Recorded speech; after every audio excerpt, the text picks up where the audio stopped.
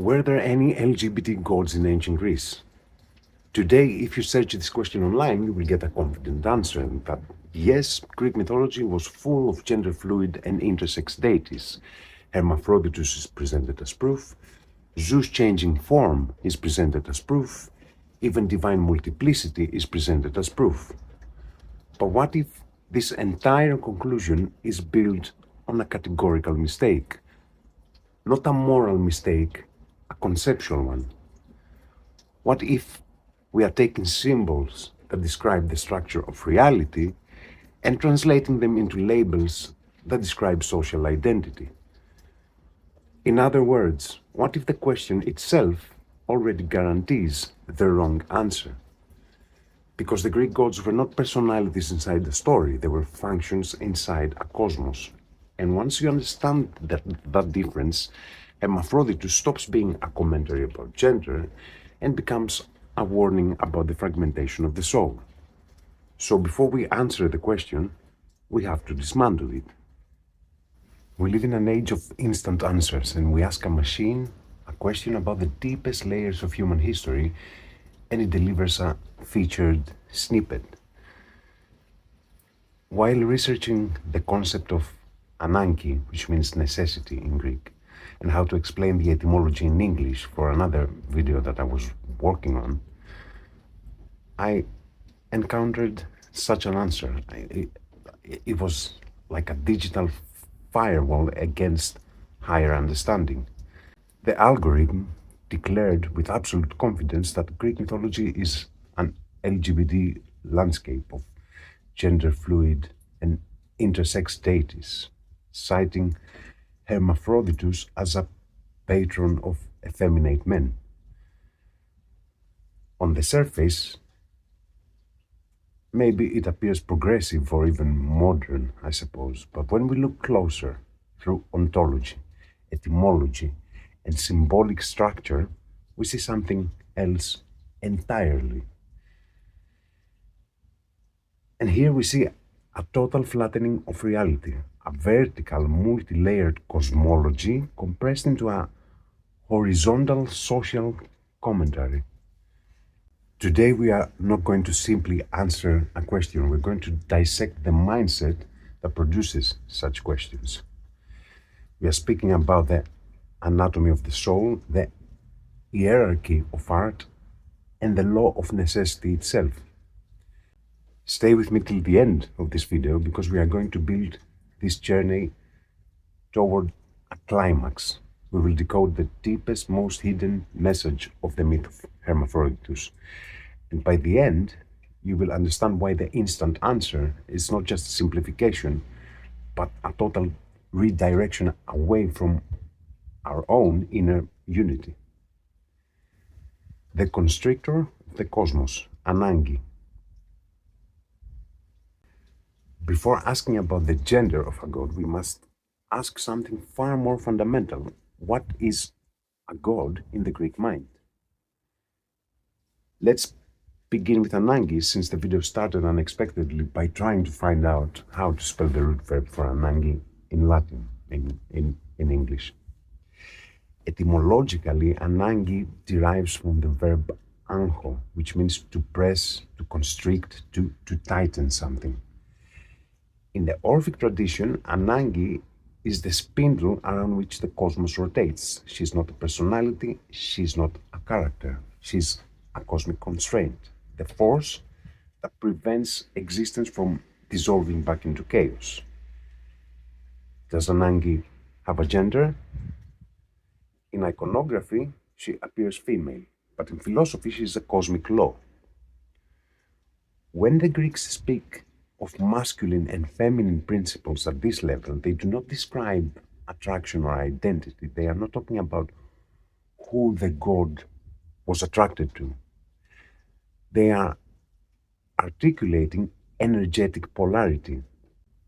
Energeia, energy, act, form, articulation, Dynamis, force, potential, receptivity, emergence. The masculine is the logos, the form, the seed that gives structure, and the feminine is the womb, the matter, that receives and gives life or solidifies a process and gives birth to states of being. Thought is a masculine principle, emotion is a feminine principle. Combined, they give birth to action and so on. To call such a principle gender fluid, because it contains both, is not an insight. It's a categorical error. It's like calling the poles, the north and south poles of a magnet fluid because they belong to the same magnetic field. They are polarities of being, not social identities, not costumes of identity. The Hermetic synthesis, beyond Hermaphroditus. Let us now see the algorithm's favorite example, Hermaphroditus. The modern narrative calls him an intersex deity, an intersex god of effeminacy. But look at his name, Hermes and Aphrodite. If you want to dive deeper into the archetypical roots of his parents, Hermes and Aphrodite, I have dedicated specific videos to each of them on this channel, which I highly recommend watching to understand the cosmic DNA we are about to discuss. Hermes is the intellect. He is the messenger, the one who crosses the boundary between the mortal and the divine. He is a boundary crosser, a messenger between worlds.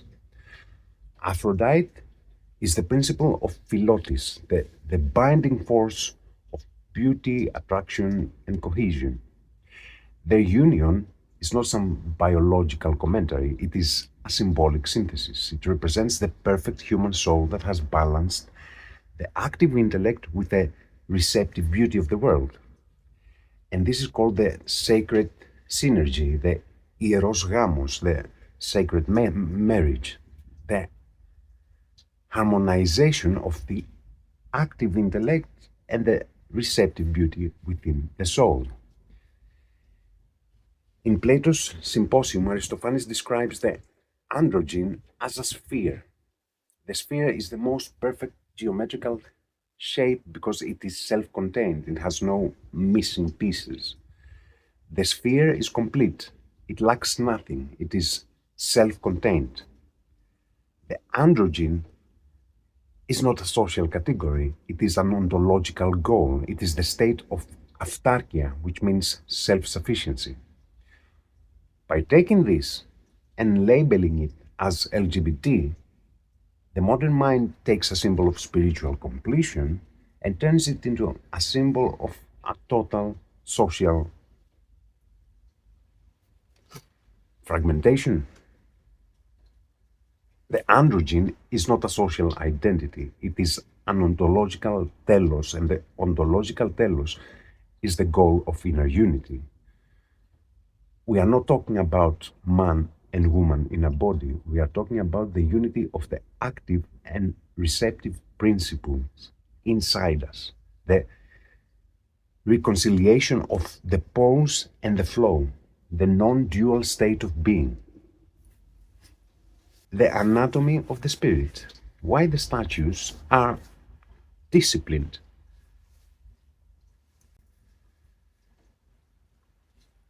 There's something that the instant answers never tell you, something that sits right in front of your eyes in every museum, the anatomy of the statues.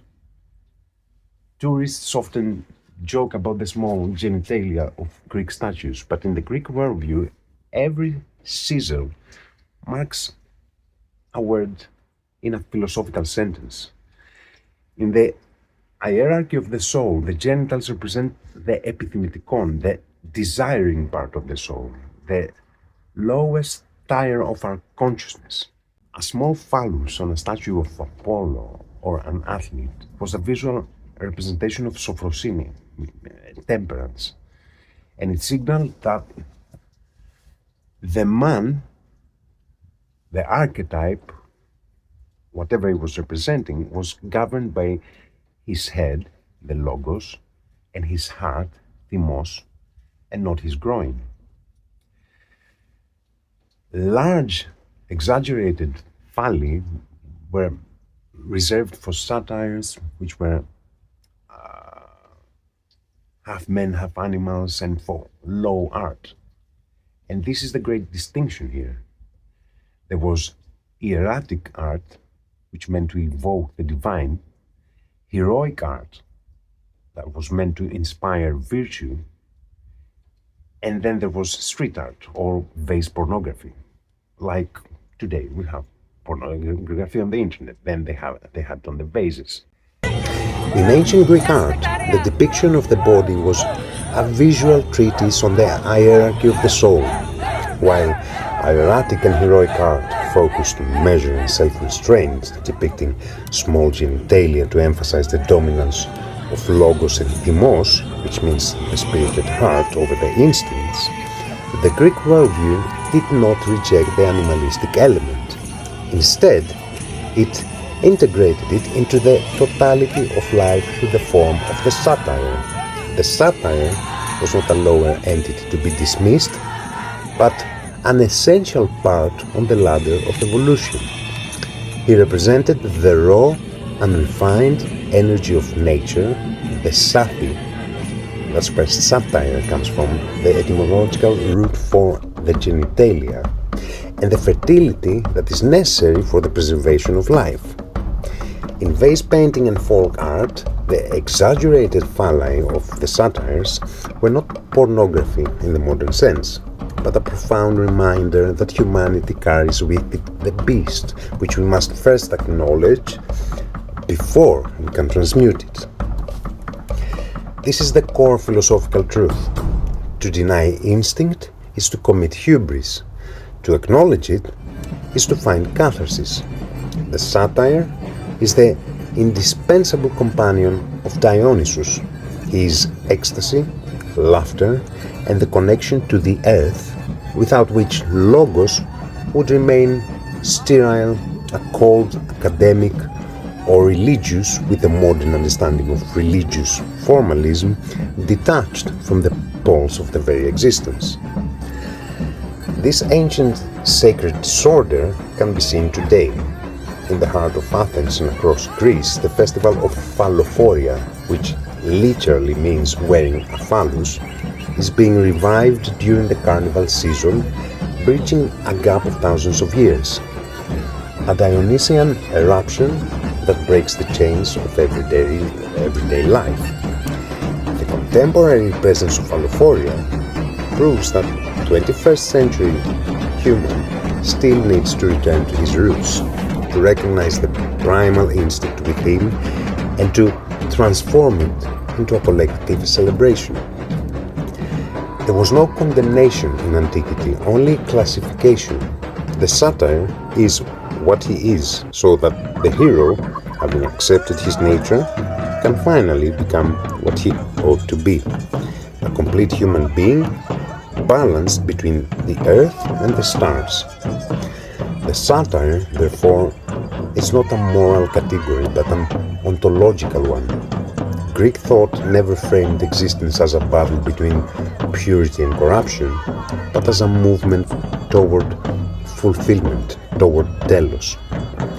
Nature begins in necessity, passes through impulse, and only then becomes form. The human being stands precisely at this midpoint, not beast, not God, but capable of both. The instincts are not meant to be amputated nor worshipped, but ordered. This is why the hero in Greek art is measured, not because he lacks raw power, but because raw power has found proportion. The satyr shows what life is when energy has no center. The god shows what life is when form has no visibility.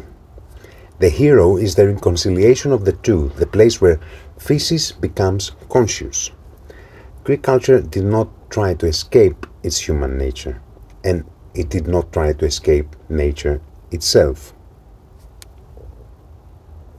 I am repeating this part of the video because you can observe something here. The participants hold conaria, pine cones, touching them against the phallus in a rhythmic back and forth motion. This is not a random gesture. In the Dionysian tradition, the thyrsus represents the awakening of life force. By touching the phallus with the pine cone, it is a symbol of fertility and the seed of the forest. The practitioners perform a symbolic act of universal fertilization. It is the union of the nature with the generative power of the animal-human spirit, so to speak. It serves as a visual reminder that the satire, his energy, is not about just instinct, but about the continuous flow of life that keeps the world blooming. The use of the pine cone on the thyrsus holds an even deeper psychological symbolism. Ancient Greeks identified the pineal gland as the seat of the soul, as it was later called, with the very shape of the pine cone.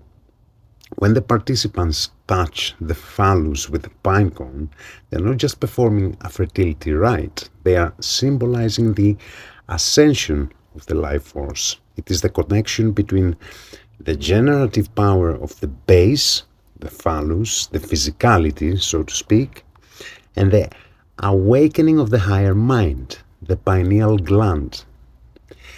In Dionysian mysticism, the satire's raw energy is the fuel that, when channeled correctly, ignites the pineal gland, leading to enlightenment and divine madness, thea mania.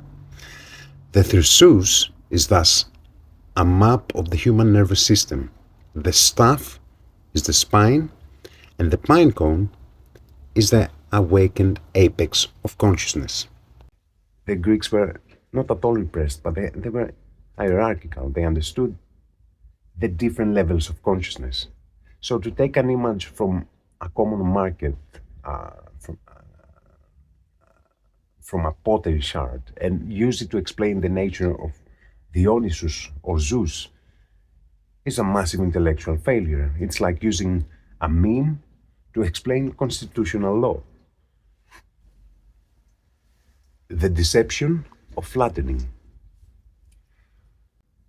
Why does this matter? Why am I deconstructing a Google search result for 20 minutes? Because flattening is the death of culture. When we tell the younger generations that the Greeks were just like us, or like that's how they were regarding their sexuality or whatever, not only about sexuality, about other stuff, we robbed them of the chance to see a different way of being. The Greek system wasn't about identities, it was about functions and self-mastery. It was a completely different world. The Greek civilization was not identity-based, it was function-based. A relationship between an older man and a younger man in the heroic context, it wasn't an identity, it was a pedagogical bond. The whole point was the transfer of arete, of virtue, a preparation for the younger man to enter society as a free politis, a free citizen. To take this now and call it gay in the modern sense, it is to totally ignore that the goal wasn't sexual pleasure, it was the creation of a better citizen. The gods are gender fluid only if you think that gender is a costume. To the Greeks, the gods were unalterable principles. They appear in different forms because they are vast, and it was a way for the philosophers to express the energy and the invisible into something understandable, not because they are undecided. The gods are fluid only if one mistakes symbolic multiplicity for some kind of modern indecision. When Zeus becomes a swan, he's not experimenting with form. He's not species fluid. The material world is used here as a language to communicate a metaphysical truth, reclaiming the spindle. So the next time an algorithm tries to give you a canned version of history, remember the spindle of Ananke. Remember that the truth is often tight and compressed within the etymology of the words, within myth and within symbol. But then we might ask, why? Why was it necessary for the Greeks to enclose and compress the truth with such complex symbols and etymological veils? It wasn't to hide truth necessarily, but to protect it, and to protect the seeker as well. In the Greek mindset, the truth is like the sun. If you stare at it directly, without preparation, it will blind you. Therefore, the truth had to be compressed into myth for three fundamental reasons. The filter of awareness. The myth acts as a spiritual filter. Only the mind that has sharpened its spear, and you'll see later on why I say spear, the mind that is willing to work, to deconstruct, and to seek, can gradually start unlocking the meaning. If the truth were easy and canned like a Google snippet, it would be stepped upon by those who have no respect for it. The law of analogy. The Greeks understood that the universe is hierarchical. By compressing a cosmic law into a story, they created a seed of knowledge. It is encoded data that unfolds only as the consciousness of the seeker expands. The corruption of time. Words change, but archetypes are eternal. By tightening the truth into the structure of a myth, they ensured it would survive for thousands of years later, unchanged by the shifting tides of politics and so on. The compression we find in etymology, like Ananke from Anko, is a spiritual spring. It is energy held into pressure. When you finally unlock the word, that energy is released into your consciousness, creating a revelation, an apocalypse, not just a simple transfer of information. The Greeks didn't want you to just know the truth, they wanted you to earn it, because only what is earned through the labor of the mind can truly transform the soul. So why was it necessary for the modern digital narrative to rebrand these cosmic principles as social identities? And the answer lies in the nature of control. By taking an archetype and turning it into an identity, the soul is grounded. An archetype is a ladder. It invites you to climb upward, to integrate your opposites, and to reach for a spherical unity that transcends your biology.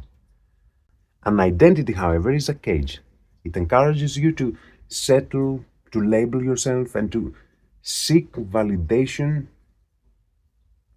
within the social collective. The Greeks did not have LGBT gods. They had archetypes that transcended the flesh. They aimed not at expression of the ego, but the integration of the spirit.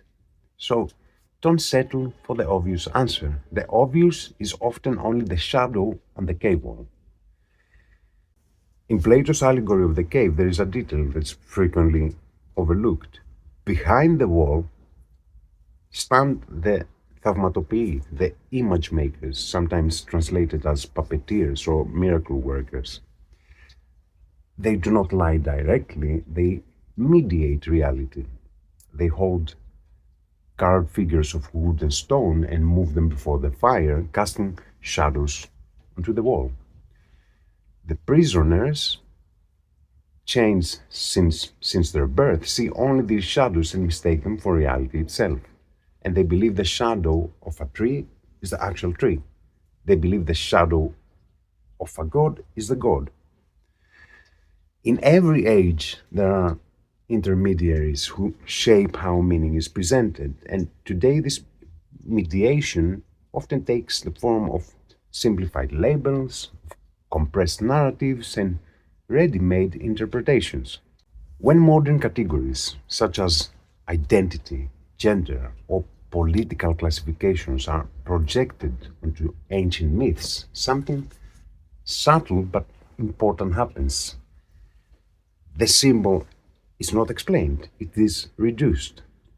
What was once a multi-layered cosmological image becomes some kind of a cultural sign, and what points beyond the individual is redirected toward the individual. Now, this is not necessarily malice. In many cases, it is simply the result of unfamiliarity with ancient symbolic languages and cosmological thinking.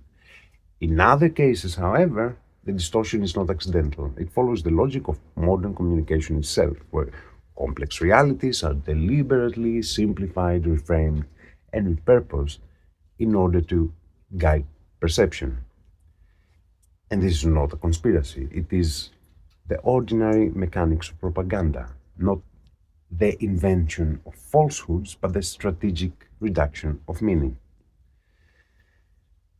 But Greek mythology was not primarily concerned with the personal identity, it was concerned with the cosmic balance, measure, and the ordering of the soul. Hermaphroditus does not say choose a gender. He says something far older and far more demanding.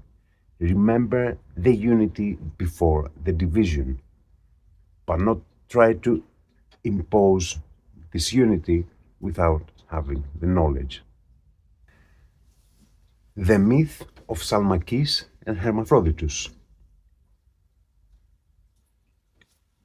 So, as we said, Hermaphroditus was a figure of Greek mythology, the son of Hermes and Aphrodite. The two gods were united and gave birth to a boy who inherited the beauty of his mother and the intelligence of his father.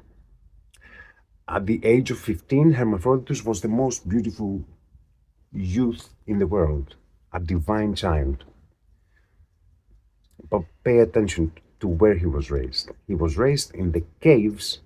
A cave always indicates initiation. In the caves on the Mount Ida in Phrygia. Plato says that Ida, etymologically, is linked to idea. Idin, it means to see. So he was raised kind of in the mountain of ideas, the realm of pure thought and archetypical forms. And who were his teachers?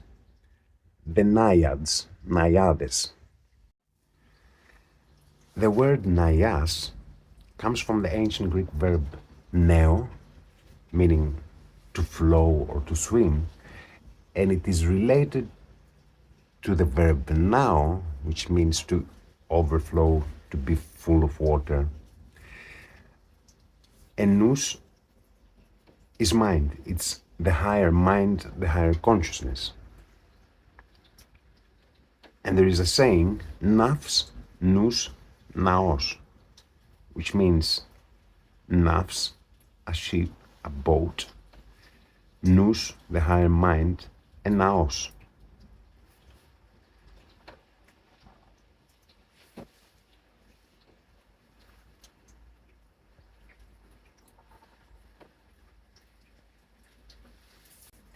So this is crucial here. The Naiads represent living, flowing water. They represent the dynamic, creative flow of life force that is in harmony with the divine ideas. Under their care, Hermaphroditus was a youth of pure potential, moving within the flow of his divine nature. But as he left Mount Ida, as he descended from the realm of ideas into the lower lands, our reality, he encountered other places, other rivers, other landscapes, and a different kind of water. He found the fountain, the lake of Salmacis. Observe the nature of Salmacis. The myth is very careful to tell us what she is not. She did not enjoy running through the mountains with a spear. Remember the spear I mentioned earlier. Nor did she hunt like her sisters, while the other nymphs, the followers of Artemis. You can watch the episode on Artemis to understand the qualities Artemis represents. I'll have the video in the description below, so anyways. While the other nymphs engaged in the hunt, Salmacis chose the stillness of the spring and a life of ease. To the modern ear, this sounds like a simple personality trait maybe, but in the symbolic language of the Greek thinking, this is a profound warning. The spear, το δόρυ. The spear is a vertical instrument. It represents the verticality of the soul, the focused aim of the logos, and the ability to strike a truth. To carry a spear is to be armed with discernment. The hunt, η θύρα. The hunt is the archetypical symbol of the fighting spirit. It is the process of pursuing arete, of virtue, and of overcoming the wild parts of our soul to achieve mastery. By rejecting the spear and the hunt, Salmacis rejects the active principle. She is the embodiment of inertia. She does not want to strive, she wants to possess. She does not want to hunt, but she wants to pull truth down into her stagnant waters. When Salmacis saw Hermaphroditus, she fell in love with him at once. She desired to make him her own. She approached him, spoke to him, revealed her desire, but Hermaphroditus showed no interest. He did not respond to her. Then Salmacis decided to trap him. She pretended she didn't care and moved away from the lake.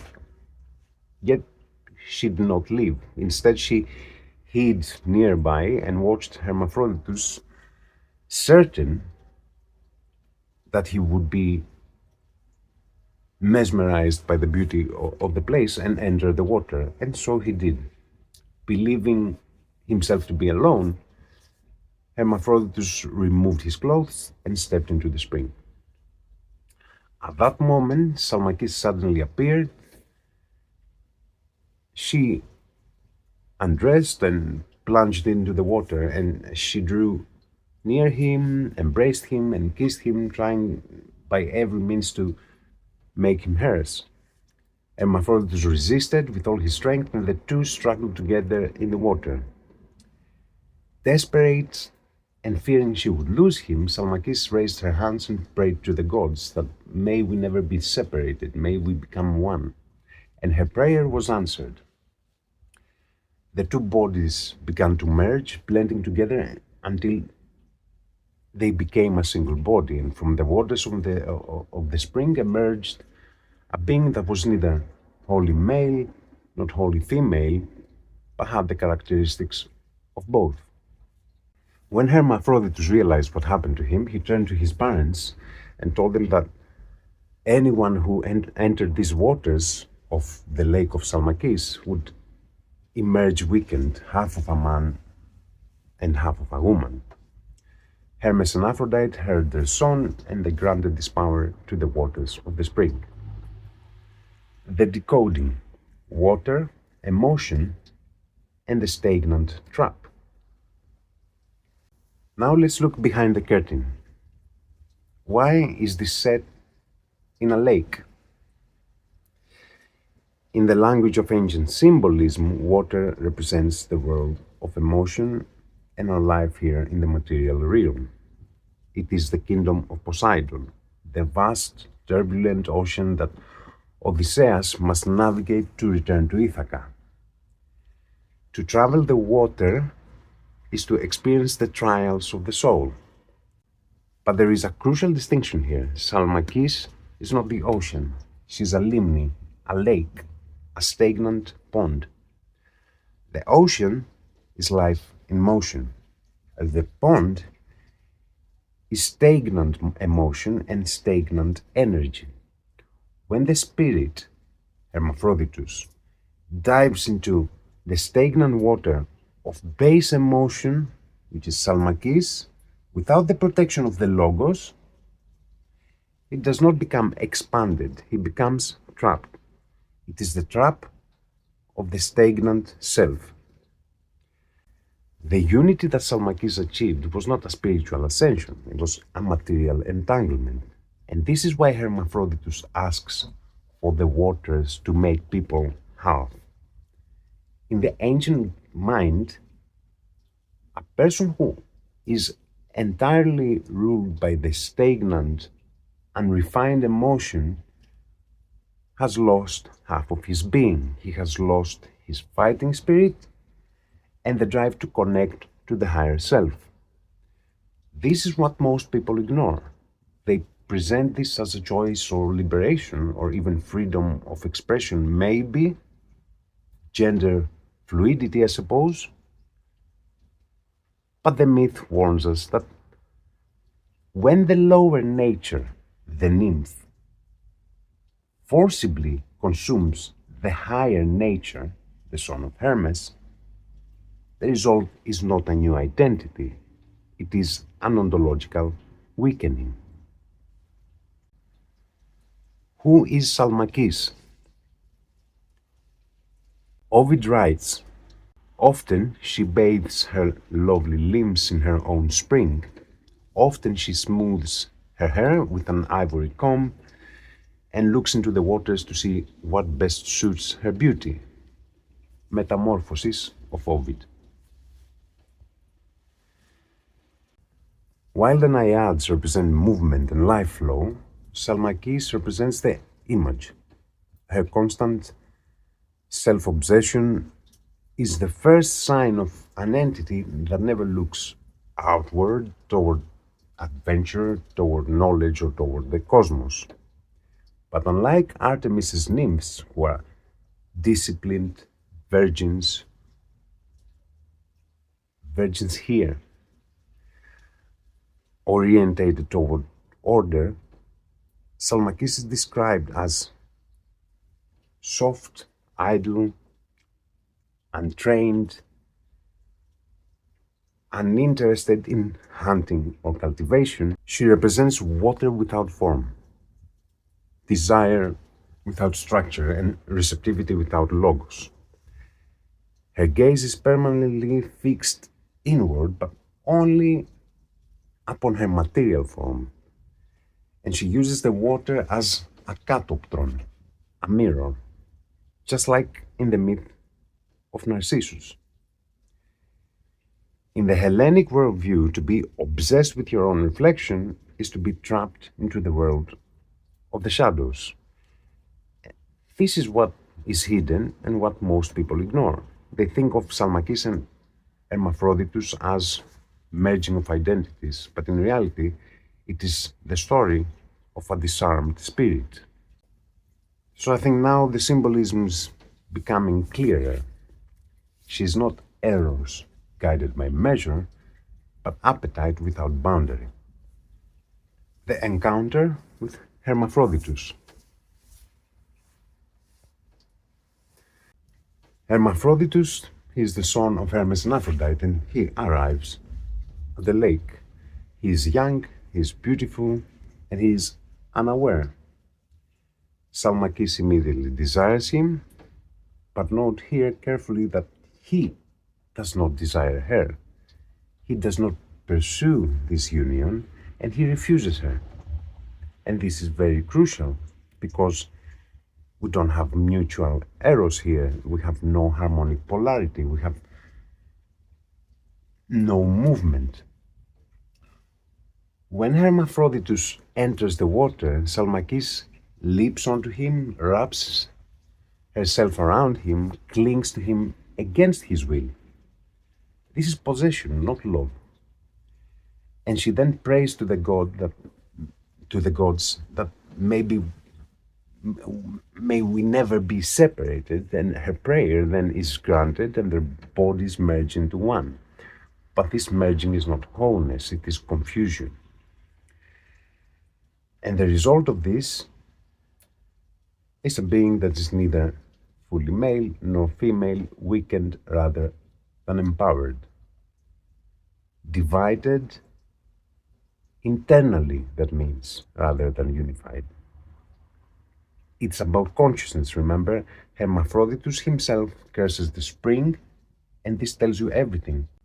If this were a myth celebrating the true androgynous spiritual unity, then the result would be strength, clarity, and transcendence. Instead, the result is dissolution. What the myth is actually warning against. The myth is not about gender, the myth is not about sexuality, it's about metron, measure. Greek thought always makes a sharp distinction between harmony, balanced union of opposites, conscious, reciprocal, ordered, and synthesis, which is confusion, a blending without boundary of energies within us, something that is forced of our unconscious and chaotic. So Salmacis represents undisciplined receptivity, and Hermaphroditus represents potential unity. This is why the modern reading fails. To say Hermaphroditus proves that Greeks celebrated gender fluidity is to ignore that the union is violent, the result is grieved, the outcome of the whole process is weakening. Greek myth is extremely consistent here. Union without logos is dissolution, and unity without measure is regression. The real mistake of Hermaphroditus. The mistake of Hermaphroditus was not desire, it was where he entered. He did not fall through passion, he entered the water. This has to do with emotion. In the Greek symbolic language, as we said, water always signifies the realm of emotion, of life as it is lived, and the psychic world, the domain of Poseidon, not of clear form and measure. This is the realm through which Odysseus must travel in order to return to Ithaca, as I said before. It's a world of encounters, of temptations, of illusions, of monsters and losses. But Salmacis is not the open sea, it is a small enclosed pool.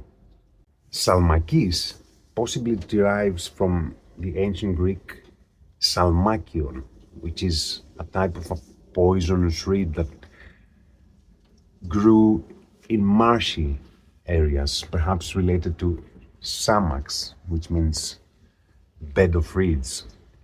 It's a lake, it's a stagnant water, and stagnant water symbolizes stagnant emotion, unprocessed feeling, undirected desire, life energy without movement or logos. So Hermaphroditus enters the water unguarded, believing himself to be alone, and he descends into the emotional realm without vigilance. That is the moment he becomes vulnerable. The myth is very precise. It is not water that destroys him, it is stagnant water. Emotion without flow becomes possession, and union without movement becomes not fusion but confusion.